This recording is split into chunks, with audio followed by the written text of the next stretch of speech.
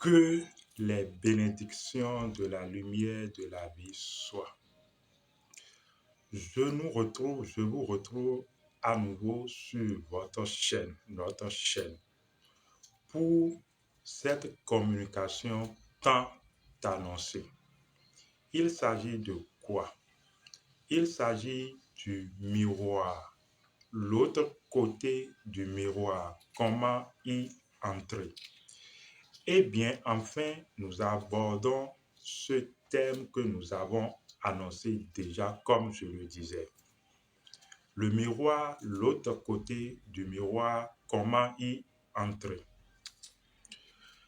Ici, Abish Adjiboé, une fois encore chez vous.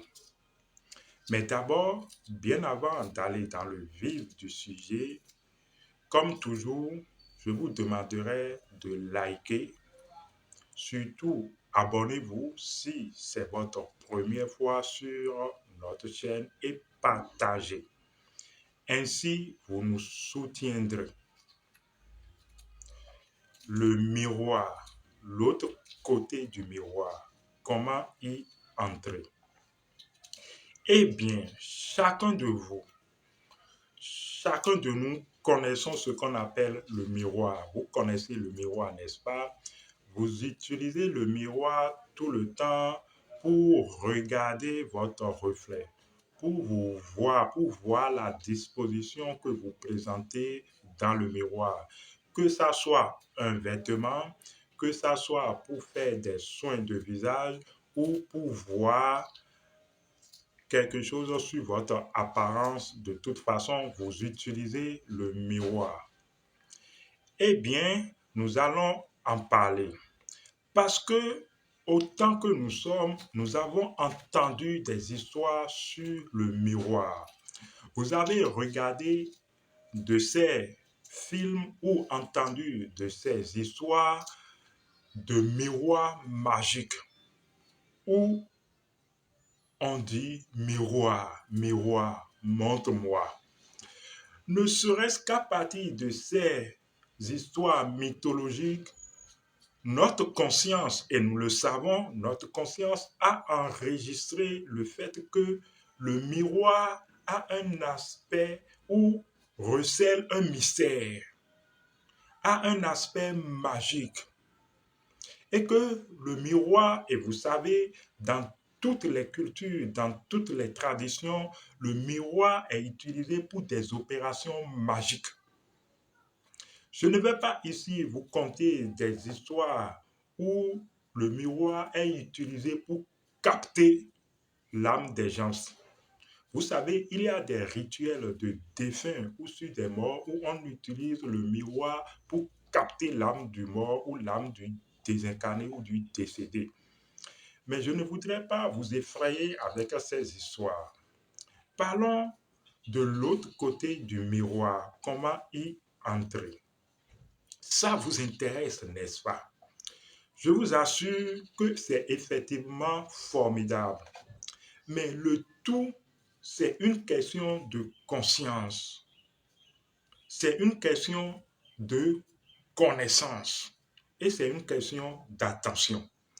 Parce que si vous n'avez pas la prédisposition de conscience et la connaissance nécessaire, en fait, vous serez de l'autre côté du miroir, mais vous n'allez pas vous en apercevoir. Mais d'abord, revenons à quelque chose de simple. C'est quoi le miroir? Métaphysiquement parlant, c'est quoi le miroir? Le miroir représente l'équilibre. Le miroir représente le djed. Quand nous disons que le miroir représente l'équilibre, en tant qu'équilibre, le miroir représente donc l'équilibre entre deux mondes. Le monde que vous voyez, vous me comprenez, n'est-ce pas? Et le monde que vous ne voyez pas. Ce monde que nous qualifions de l'autre côté. Donc le miroir représente l'équilibre, donc la colonne vertébrale du dieu Osiris. Le miroir représente donc la colonne vertébrale, l'équilibre des forces. Parce que ça se présente comme un rideau entre ce que vous voyez de vous-même. Quand vous regardez dans le miroir, vous avez ce reflet de vous-même et ce que vous ne voyez pas de vous-même. C'est pourquoi de tout temps, on raconte dans les histoires de grand-mère et de grand-père qu'on ne regarde pas dans le miroir n'importe quand et n'importe comment. Parce que des forces pourraient en sortir et vous prendre juste pour rire. Le miroir représente l'équilibre. Le miroir représente le jet. En tant qu'équilibre et en tant que jet, le miroir est alors le présent, représente le présent.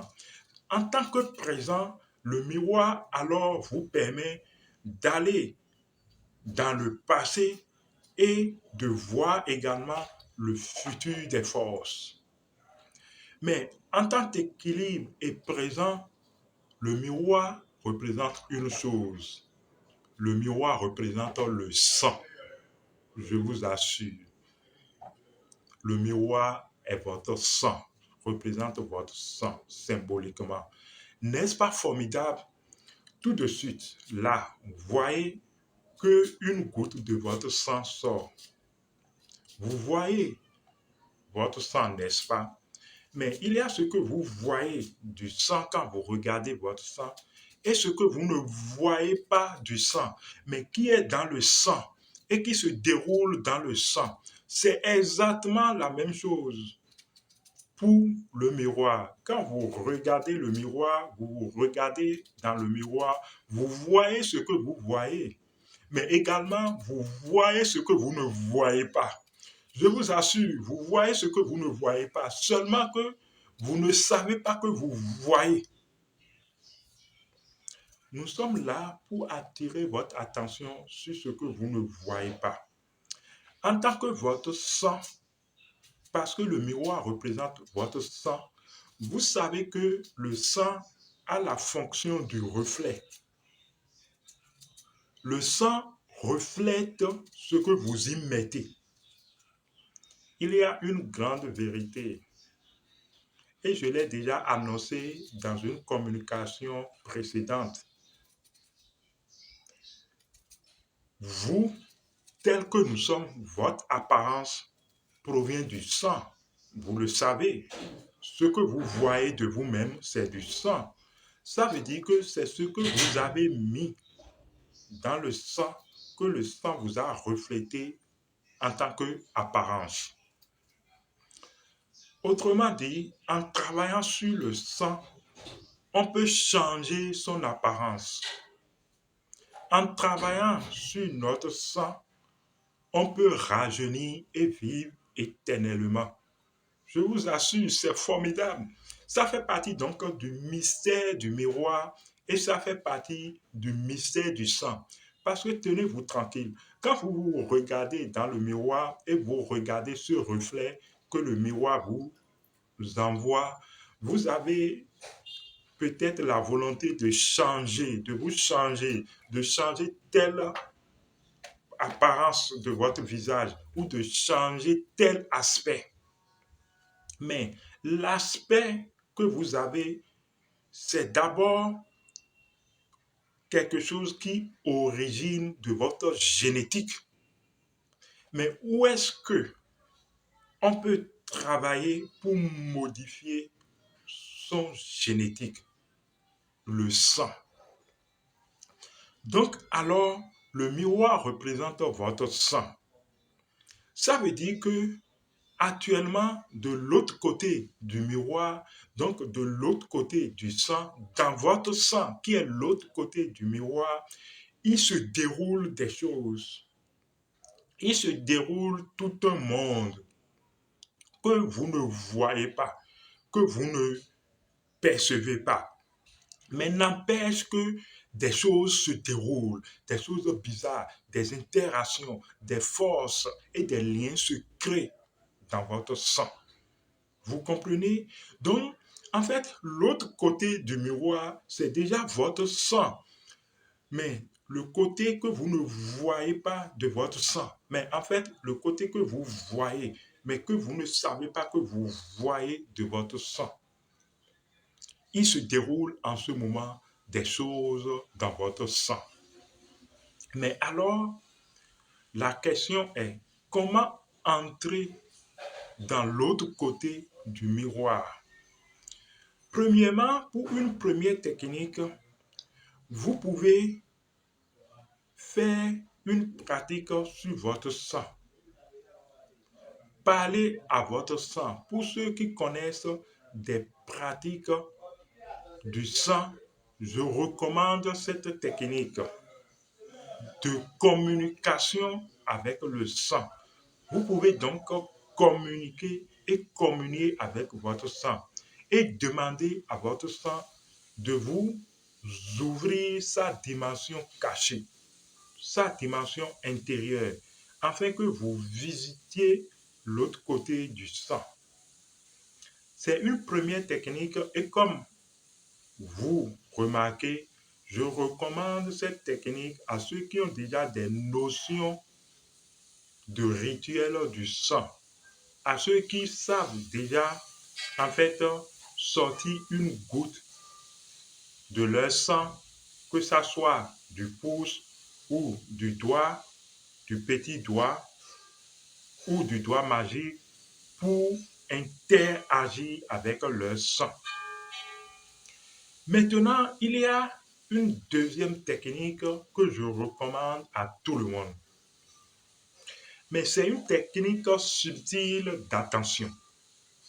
Regardez, observez ceci. Il vous arrive dans les situations d'existence de chercher solution, de faire le point des possibilités ou des choix, de tourner et toujours de vous heurter à un mur, comme s'il n'y a pas solution. Vous tournez la situation dans tous les sens et vous semblez coincé. Comme on le dit, vous semblez être dos au mur. Vous ne trouvez pas solution. Vous pensez à telle personne, mais vous analysez, vous trouvez que la personne ne peut vous aider à sortir de cette situation. Vous pensez faire telle chose, mais vous vous retrouvez comme dans un encerclement et il n'y a pas solution. Quand vous vous retrouvez dans cela, dans cette situation précise, en fait, vous vous retrouvez comme dans un miroir qui reflète, ou devant un miroir qui reflète toutes les analyses que vous faites, mais de façon infructueuse. Maintenant, qu'est-ce qu'il faut faire?